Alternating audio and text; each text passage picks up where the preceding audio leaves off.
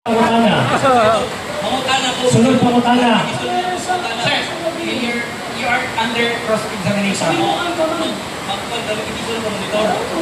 Clarification. Pangutana po kung pila naman yung diction nila, pila naman na yung nasipit na kayo. Sige naman. Ikaw na si objective ako. Wala tayo. Side comment. Moderator. Ay, okay. Side comment, sir. Gusto mo dito lang. Wala ko nagsasabi. Ang kamahal sa batang ko ngayon. Nasakitan ka.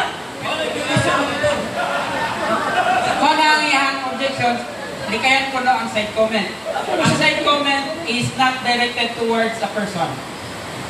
It is a general statement but not referring to you as a person. Okay?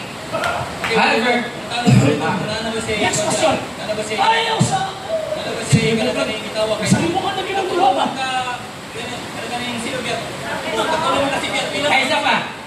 Kaysa. Nalipad na ako dali ka na ang mga timalaan. Para makabantay siya ba? Okay. So, ay dili din. Sa karon na topic. Wala. Kaganina na isa. Okay. Sige sir. Next Proceed question. to the next question. Next question, Mr.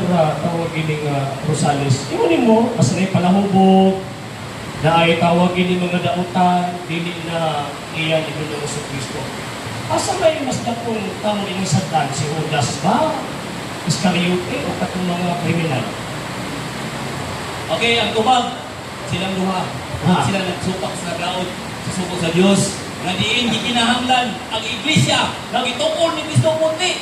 Unya ang inyong iglesia itoon, dili ginaputli. Ano man, makita na to ang dagway astang hugawa. Muna nga, itawon mauno ka, na ang Kristo putli, balaan, way hugaw. Yang puno ni mo, sud kayo. Sunod po ka na lisod. So,